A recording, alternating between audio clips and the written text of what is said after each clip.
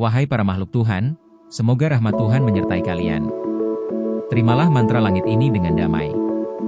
Mantra langit kali ini akan melanjutkan tentang kedatangan tamu istimewa dan perjalanan rohani yang tidak terlupakan. Mimin tidak akan membuat kelanjutannya lagi, meskipun akan banyak misteri ilahi. Sebagian para ahli kolbu, ahli makrifat, dan para kekasih Tuhan istimewa akan tahu maksudnya ini. Dalam bahasan sebelumnya, kita telah mengenali pembicaraan umum dengan tamu istimewa. Sekarang, ada dua tamu istimewa lainnya, setelah kedatangan tamu istimewa yang pertama. Kedua tamu istimewa itu bisa berupa penduduk langit yang berwujud seperti kita, dan juga Rasulullah. Bagaimana prosesnya? Tentu saja Mimin tidak tahu. Mimin tetaplah tempe. Dalam sejarah keimanan, atau perjalanan sejarah kolbu, Rasulullah pernah kedatangan tamu istimewa yang pertama tadi.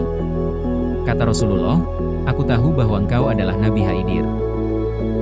Tapi, ingatlah bahwa, di alam semesta ini, engkau adalah abdalnya, dan aku adalah kutubnya." Suatu saat, ada seorang pemuda kehilangan uang saat perjalanan rohani. Uang itu bukanlah miliknya, melainkan titipan orang tua kepada anaknya yang berada di tempat kejauhan. Anak itu juga sedang melakukan perjalanan rohani seorang diri atas petunjuk langit. Karena orang tuanya khawatir anaknya kelaparan, maka uang itu dititipkan kepada pemuda tadi. Di tengah perjalanan, pemuda itu kehilangan uang titipannya. Dia sangatlah sedih dan berlinang air mata.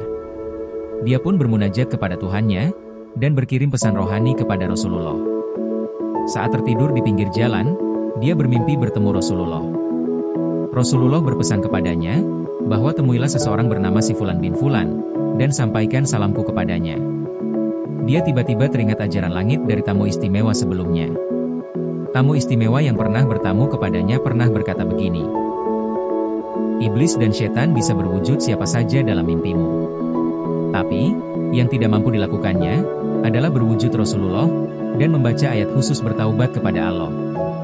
Akhirnya, pemuda tadi pergi menemui Fulan bin Fulan sesuai petunjuk mimpinya. Setelah bertemu dengan si Fulan ini, dia menyampaikan pesan mimpinya. Betapa kagetnya si Fulan. Dia bertanya-tanya kepada si pemuda itu, "Kok bisa sih kamu bertemu dengan beliau, dan dititipi pesan ini?"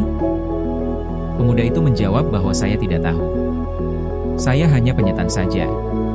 Si Fulan kemudian memberikan segepok uang kepada pemuda itu, sebagai gantinya uang yang hilang.